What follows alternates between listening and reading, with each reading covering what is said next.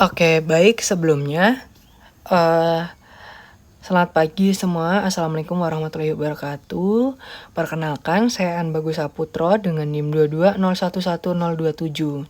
Pada kesempatan kali ini, saya akan mempresentasikan mengenai praktik K3 keselamatan kerja individu selama proses pembelajaran dan upaya apa saja untuk memutus rantai infeksi. Oke, tanpa berlama-lama, langsung saja untuk yang pertama, yaitu pengertian praktik K3. Nah, praktik K3 sendiri adalah upaya komprehensif yang mencakup identifikasi, penilaian, pengendalian, dan pemantauan risiko di tempat kerja untuk melindungi keselamatan dan kesehatan para pekerja. Dengan menerapkan praktik K3 ini, perusahaan dapat menciptakan lingkungan kerja yang aman, sehat, dan produktif serta memenuhi peraturan dan standar yang berlaku. Nah, untuk yang selanjutnya, upaya apa saja yang dapat kita lakukan untuk memutus rantai infeksi secara fisik? Untuk yang pertama yaitu kebersihan tangan. Nah, menyediakan fasilitas cuci tangan dan hand sanitizer di tempat strategis dan mengedukasi peserta didik, lalu pasien, tenaga medis yang lain, dan pengunjung mengenai pentingnya kebersihan tangan. Nah, untuk yang selanjutnya yaitu penggunaan APD atau alat pelindung diri. Nah, memastikan semua peserta didik atau pasien, lalu perawat dan pengunjung rumah sakit mengenai menggunakan alat pelindung diri seperti masker, sarung tangan, dan gaun pelindung sesuai dengan kebutuhan. Lalu untuk poin yang ketiga yaitu disinfektan dan sterilisasi. Melakukan disinfektan rutin pada permukaan yang sering disentuh dan sterilisasi alat yang digunakan untuk mengurangi dan memutus rantai infeksi. Untuk yang selanjutnya yaitu isolasi pasien. Nah, menerapkan kebijakan isolasi untuk pasien yang infeksius untuk mencegah penyebaran penyakit. Mungkin contoh penyakitnya bisa B20, lalu TBC, dan sebagainya. Untuk yang selanjutnya, pencegahan bahaya secara fisik. Nah, untuk yang poin pertama yaitu peralatan medis yang aman. Dengan cara memastikan peralatan medis yang digunakan aman dan tidak dengan kondisi buruk. Jadi alat medis yang usang mungkin lebih baik diganti yang lebih baru atau terbarukan guna untuk memastikan keamanan untuk mengurangi pencegahan bahaya secara fisik. Untuk poin yang kedua yaitu lingkungan kerja yang aman. Dengan cara menjaga kebersihan, kerapihan lingkungan belajar, serta memastikan tidak ada bahaya seperti kabel terkelupas atau benda tajam yang terpapar. Nah, untuk yang selanjutnya itu pelatihan keselamatan. Penting untuk melakukan pelatihan keselamatan untuk mengurangi pencegahan bahaya secara fisik atau non-fisik. Untuk yang selanjutnya yaitu pencegahan bahaya radiasi. Nah, penggunaan peralatan radiasi sendiri dengan aman menggunakan peralatan radiasi seperti sinar X dengan prosedur yang benar. Nah, untuk yang selanjutnya yaitu penggunaan APD radiasi, memakai pelindung radiasi seperti apron timbal dan pelindung tiroid pada saat berada di area dengan paparan radiasi tinggi.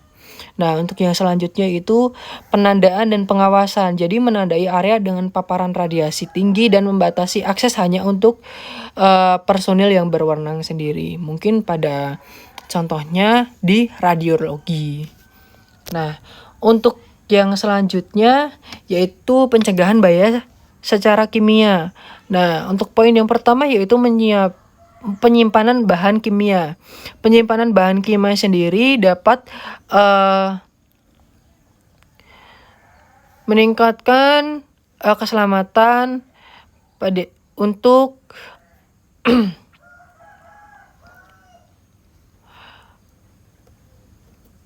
penyiapan bahan kimia sendiri yaitu menyiapkan bahan kimia di tempat yang aman dan sesuai dengan standar keselamatan. Nah, untuk yang kedua label dan informasi. Jadi memberikan label yang jelas dan informasi pada keselamatan pada semua bahan kimia. Lalu yang selanjutnya yaitu pelatihan penanganan.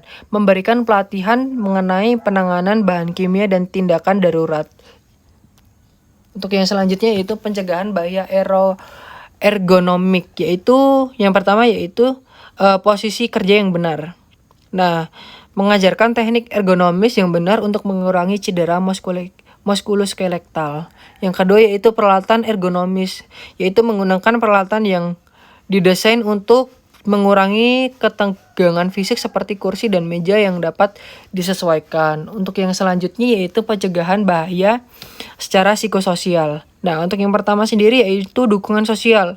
Memberikan dukungan psikososial kepada peserta didik, perawat, dokter, dan seluruh tenaga medis guna untuk mengelola stres dan beban kerja. Untuk yang selanjutnya, lingkungan kerja ya, yang mendukung dengan cara menciptakan lingkungan belajar atau lingkungan kerja yang positif dan mendukung berkolaborasi. Untuk yang selanjutnya yaitu kebijakan anti-bullying. Nah, dengan menerapkan kebijakan tegas terhadap bullying dan pelecehan di tempat kerja. Untuk yang selanjutnya yaitu asuhan keperawatan K3. Pada tahap pertama yaitu tahap pengkajian. Nah, pada tahap awal ini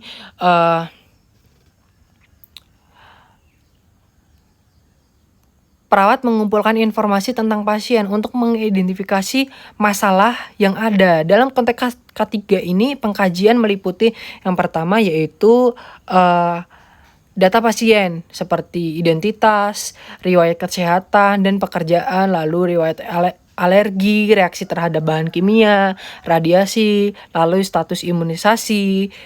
Untuk yang selanjutnya yaitu mungkin lingkungan. Nah, lingkungan kerja ini jenis pekerjaan, potensi bahaya, lalu prosedur keselamatan, penggunaan APD. Nah, untuk yang selanjutnya yaitu pemeriksaan fisik. Nah, pemeriksaan fisik ini mungkin meliputi pengkajian fisik umum seperti tekanan darah, nadi, suhu, respirasi, lalu pengkajian kulit atau tanda-tanda iritasi, dermatitis akibat paparan bahan kimia, lalu kebersihan, lalu penilaian postur tubuh, dan keluhan-keluhan yang lain. Setelah tahap pengkajian yaitu tahap rencana. Nah, untuk tahap perencanaan sendiri mungkin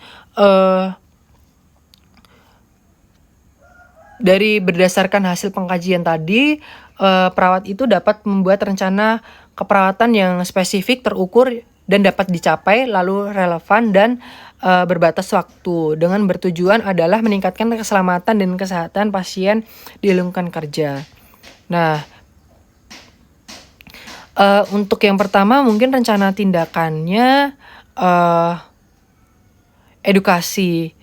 Nah, edukasi sendiri mungkin memberikan pendidikan kepada pasien tentang resiko infeksi dan teknik mencuci tangan yang benar dan teknik mengurangi resiko infeksi. Untuk yang selanjutnya mungkin mengadakan sesi pelatihan tentang penggunaan APD yang tepat dan pentingnya penggunaan APD dalam pencegahan cedera kerja.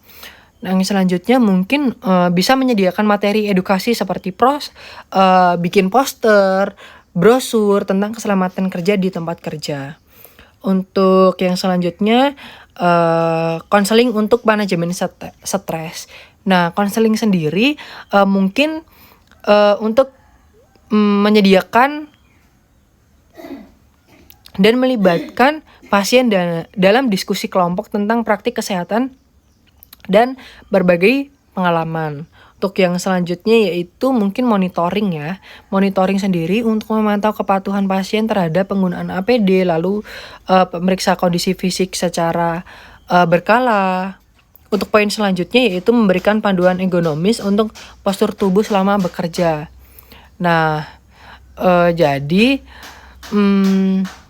mungkin praktik K3 tersebut dapat meningkatkan dan melindungi keselamatan kesehatan para pekerja. Nah, jadi sangat penting sekali ya teman-teman dengan menerapkan praktik K3 tersebut untuk keselamatan dan kesehatan para pekerja. Untuk yang selanjutnya mungkin sampai di situ saja. Terima kasih atas perhatiannya. Selamat beraktivitas. Kurang dan lebihnya mohon maaf. Akhirul kalam. Wassalamualaikum warahmatullahi wabarakatuh.